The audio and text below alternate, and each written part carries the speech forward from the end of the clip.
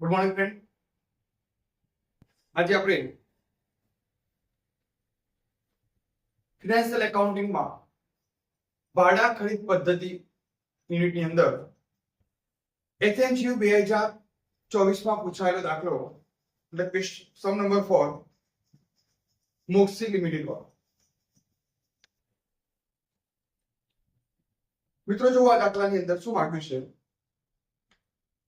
મોક્ષી 1/1/2021 ના રોજ ભાડા ખરીદ પદ્ધતિથી એક મશીન ખરીદ્યું. કરારની શરતો નીચે મુજબ હતી.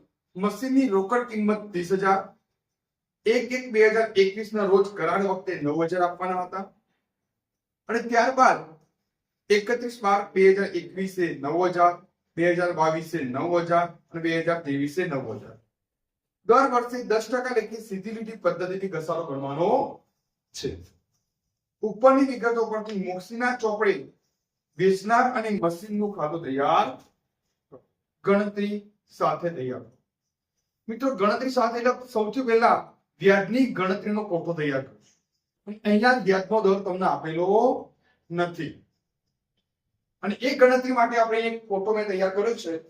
તો વ્યાજની ગણતરીનો કોઠો સૌથી પહેલા તારીખ આવશે, રોકડ કિંમત એટલે કે બાકી આગળ લાવ્યા, હપ્તો, વ્યાજ, હપ્તામાંથી વ્યાજ બાદ કરી એટલે વ્યાજ બાદ હપ્તો આવશે અને પછી બાકી આગળ લઈ લેવા.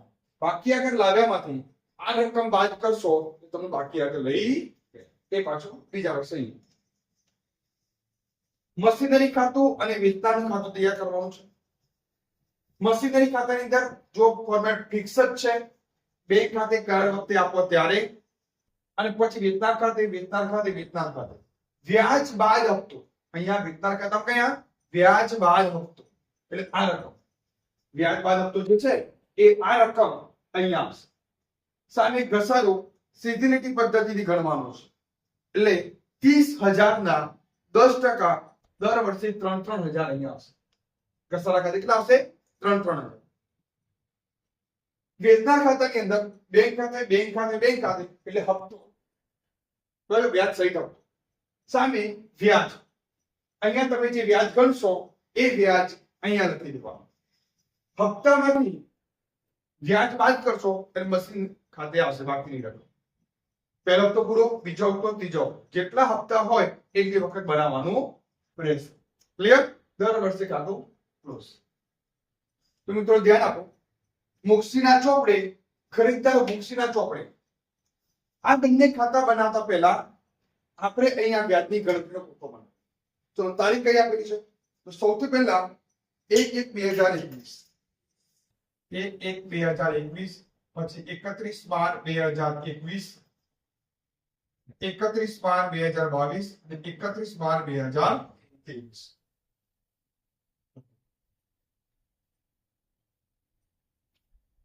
હવે યંત્રની કિંમત આપેલી છે 30,000. કરાર વખતે આપેલા હતા 9,000. એ વખતે વ્યાજ ન હોય એટલે 9,000. ત્યારબાદ હપ્તા છે ક્રમશઃ 9,000.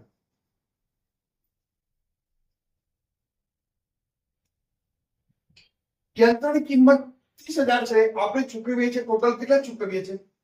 9 ચોક 36,000. મતલબ વધારાનું 6,000 શું છે? વ્યાજ. હવે જો અહીંયા ગણતરી આપણે 36,000 માંથી સૌથી પહેલા 9,000 કરારો,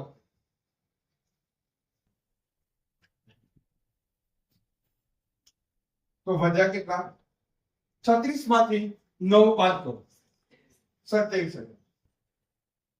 હવે ક્રમશઃ પ્રથમ હપ્તો બાદ કરો, બીજો હપ્તો 9,000 નો બાદ કરો અને ત્રીજો હપ્તો 9,000 બાદ કરો. તો આ જે બાકી આવી એના ઉપર તમારે રેશિયો કાઢવો પડશે. તો 3,0 3,0 3,0 હટાઈ દઈએ એટલે 27, 18, 9 એટલે કે 3 રેશિયો કેટલો નીકળશે? 9 ભાગ ચાલશે ને? 9 × 9, 9 × 18, 9 × 27. હવે 36,000 માંથી 30,000 બાદ કરતા 6,000 આવ્યા એ તમારે 3 છે 2 છે, 1 ના 3 વેચવા પડશે. ટોટલ થયા 6 તો 3000, 2000 અને 1000. મિત્રો આ શાની ગણતરી થઈ? વ્યાજની. વ્યાજ શું આવ્યું? વ્યાજ. તો પહેલા અહીંયા લખી દો 3000, 2000, 1000. આ પ્રથમ હપ્તો, આ કયા હપ્તો? આ પ્રથમ હપ્તો, બીજો હપ્તો અને ત્રીજો હપ્તો. આ 3 હપ્તા. હવે મિત્રો 9000 માંથી 3000 બાદ કરો, 9000 માંથી 2000 બાદ કરો, 9000 માંથી 1000 બાદ કરો અને આનું ટોટલ કરો. આનું ટોટલ તો 6000 થશે.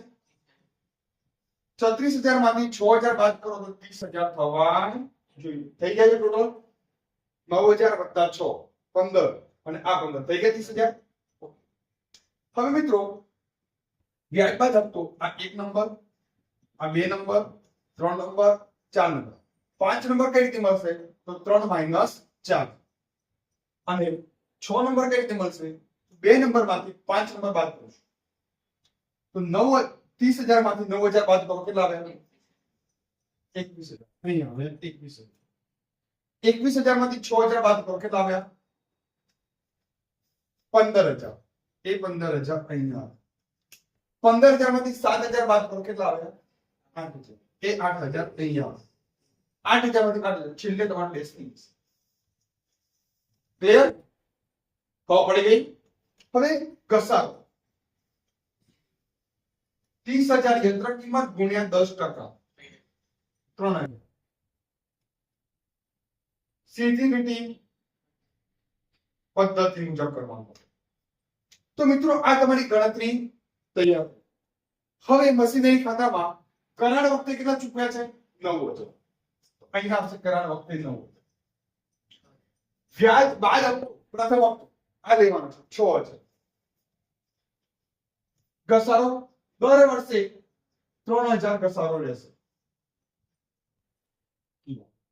અને વ્યાજ બાદ હપ્તો અહીંયા લખી દો 9, 6. પછી બીજો હપ્તો 7000 અને ત્રીજો હપ્તો 8000. સરળ કરો. 9 ને 6 15. 15 માંથી 3 ગયા 12000. બંધ. એ 12000 નહીં આવે. 5 ને 7 19 માંથી 3 બાદ કરો. 19000 માંથી 3000 બાદ કરતા એ 16000 અહીં આવશે. 16 ને 8 24000 માંથી 3000 બાદ કરો કેટલા આવ્યા? 21000. તે 3 હપ્તા હતા 3 વર્ષના. વેચનાર ખાતું આ બધું બેંક ખાતે પણ કઈ રકમ આવશે? વ્યાજ સહિત.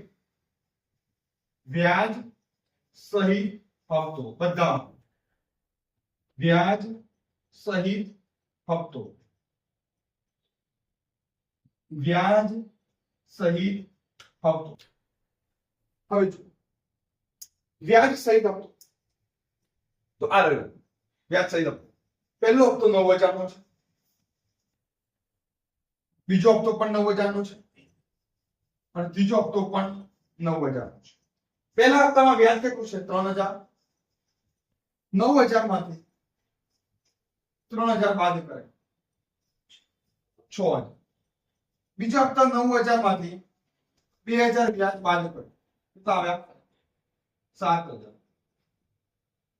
ત્રીજી વખતે ટોટલ હપ્તો 9000 છે, વ્યાજ 1000 બાદ કર્યા કેટલા આવે? 8000. જો ખાતું ક્લોઝ. ક્લિયર? ખ્યાલ આવી ગયો? ફોર્મેટ આવડે, સમજો દાખલો તમને આવડી ગયો તો મિત્રો જરૂર પડે તો બીજી વખત આ વિડીયો જોઈ લેજો તો તમને 100% સમજ પડી જશે. ઓકે.